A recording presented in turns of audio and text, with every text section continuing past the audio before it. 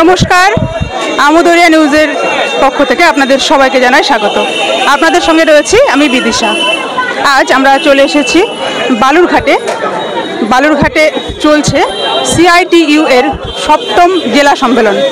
এই 7ম জেলা সম্মেলনে এসেছেন রাজ্য সম্পাদক, সিআইটিইউ এর রাজ্য সম্পাদক অনাদি বসু, দক্ষিণ দিনাজপুর জেলা সম্পাদক গৌতম গোস্বামী এবং সভাপতিত্ব করছেন শ্রী প্রদীপ বসু। এছাড়াও আসছেন বিশেষ অতিথি গণতান্ত্রিক আন্দোলনের নেতৃত্ব শতরূপ ঘোষ। এই বছর তো ভোট নেই, সামনের বছর ভোট। হ্যাঁ নিশ্চয়ই, 26-এর অনেক দেরি আছে এখনো। তার আগে আজকের লড়াইটা আজকের মতো করে লড়ছি, তারপরে কি হবে মানুষ তো সিদ্ধান্ত নেবেন। নিশ্চয়ই আমাদের মানুষের সিদ্ধান্তের উপর ভরসা আছে। তবে সে তার মানে আমরা তৃণমূলের মতো পার্টি নই যে সবকিছু ভোটকে সামনে রেখে করবো। আমাদের আরো অনেক লড়াই আছে তার মাঝখানে। আজকে সোশ্যাল মাধ্যমে প্রথম একটা অনুব্রত মণ্ডলের একটা বক্তব্য ছড়িয়ে পড়ে, যেখানে তিনি জানা যায় কদর্য ভাষায় পুলিশ অফিসারকে গালাগালি করছেন। কি ধরনের রাজনীতি এটা? এটাকে নিয়ে আমাদের প্রশ্ন করছেন কেন? পুলিশকে প্রশ্ন করুন, বীরভূমের পুলিশকে প্রশ্ন করুন। যাদেরকে যখন অনুব্রত বলেছিল পুলিশের গাড়িতে বোম মারবো, এই বীরভূমের বেহায়া পুলিশগুলো তখন কোর্টের কাছে গিয়ে রিপোর্ট দিয়ে এসেছিল যে না, এই গলাটা অনুব্রতের গলার সঙ্গে মিলছে না। এরাই তো এটা কি বলবো, এটা মানে কেউটে সাহেবের ছানাকে এত বড় একটা কালকেউটে বানিয়েছে। 2 পয়সার একখানা গুন্ডা যখন যে কদিন রাজ্যে বামফ্রন্ট সরকার ছিল, মমতা ব্যানার্জি যে কদিন মুখ্যমন্ত্রী হয়নি, ওর পাশের বাড়ির লোককে চিনত না। ওরকম একটা ইঁদুরকে বাঘ বানিয়েছে বীরভূমের পুলিশ। কেমন লাগছে এখন? পুলিশ অফিসারগুলোকে জিজ্ঞেস করুন, মা বোনের খিস্তি খেতে কেমন লাগছে এখন? অনুব্রত মণ্ডল যখন বিরোধীদের বাড়িতে লোক ঢুকিয়ে খুন করাতো, অনুব্রত মণ্ডল যখন ক্যামেরার সামনে দাঁড়িয়ে পুলিশকে বলতো যে গাঁজার কেস দিয়ে ওকে ধরিয়ে দাও, ওকে গাঁজার কেস দিয়ে না তুলে নিলে সব চুরমার করে দেবো, তখন এই পুলিশগুলো ল্যাজ নাড়তো দাঁড়িয়ে দাঁড়িয়ে। এই অনুব্রতর সামনে এই পুলিশগুলো ল্যাজ নাড়তো। ল্যাজ নেড়ে নেড়ে অনুব্রতকে এমন জায়গায় নিয়ে গেছে, এখন থানার আইসিকে ফোন করে মা বউয়ের গালাগাল দিচ্ছে। ওই আইসিকে গিয়ে জিজ্ঞেস করুন তারপর রাত্রিবেলা বাড়িতে ফিরে মা বউয়ের সামনে কোন মুখে দাঁড়িয়েছিল।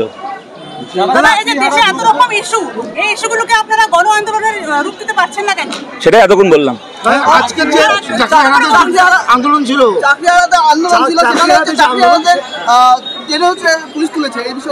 দেখুন এখনো পর্যন্ত আপনারা জানেন যারা চাকরি বিক্রি করেছে পশ্চিমবাংলায়, তাদের বিরুদ্ধে আজ পর্যন্ত মমতা বন্দ্যোপাধ্যায় পুলিশকে কিছু করতে দেখেছেন আপনারা? যত লাঠির বাড়ি পুলিশের 2 ধরনের ছেলেমেয়েরা খেয়েছে। এক, যারা চাকরি করতে চেয়ে প্রতারিত, আর 2 যারা চাকরি পেয়ে মমতা ব্যানার্জির পাপে যাদের চাকরি হারাতে হয়েছে। খালি তারা লাঠির বাড়ি খেয়েছে পুলিশের।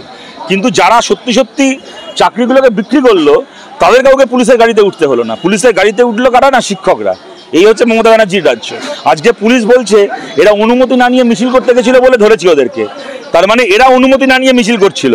আর যারা চোর, যারা চাকরি বিক্রি করেছে, তারা পুলিশের অনুমতি নিয়ে চাকরি বিক্রি করছিল, চাকরি চুরি করছিল। সেই কারণে পুলিশ ওদেরকে ধরেনি।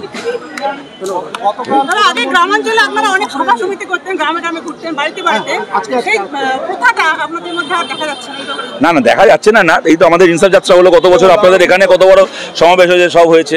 সুতরাং দেখা যাচ্ছে না তা ঠিক নয়। তবে চাই হোক, আপনি যদি বলেন বাড়াতে হবে, সে তো সবসময় উন্নতির জায়গা রয়েছে, সুযোগ রয়েছে। কালকে মোদি ওখানে হচ্ছে 26-এ ভোটের আরো ইস্যু তুলে দিল। আজকে আপনি এখানে 26, এখন 1 বছর বাকি আছে। 26-এর ভোটের ইস্যু মোদিও ঠিক করবে না, আর আমাদের পার্টির কোনো নেতাও ঠিক করবে না। 26-এর ভোটের ইস্যু ঠিক করবেন বাংলার মানুষ। আজকে কিন্তু মোদির কাছ থেকে আমরা জবাব শুনতে চাই। আপনি অপারেশন সিন্দুর নিয়ে এত কথা বললেন, পেহেলগামে জঙ্গি হামলা নিয়ে এত কথা বললেন। পেহেলগামের ওই জঙ্গি হামলার প্রতিবাদ করতে গিয়ে বা প্রতিশোধ নিতে গিয়ে, পেহেলগামের জঙ্গি হামলার প্রতিশোধ নিতে গিয়ে ভারতের যে সন্তান প্রথম নিজের জীবনটা দিল, সে হচ্ছে এই বাংলার ছেলে ঝন্টু আলী শেখ। আপনি সেই ঝন্টু আলী শেখের রাজ্যে এসে একবার তার নামটা মুখে আনলেন না। তারপরে আপনার লজ্জা করেন এই রাজ্য থেকে ভোট চাইতে? পেহেলগামে টেররিস্টদের বিরুদ্ধে বদলা নিতে গিয়ে ভারতের প্রথম শহীদের নাম ঝন্টু আলী শেখ, যার নাম মোদি মুখে আনে না, সে মুসলমান বলে।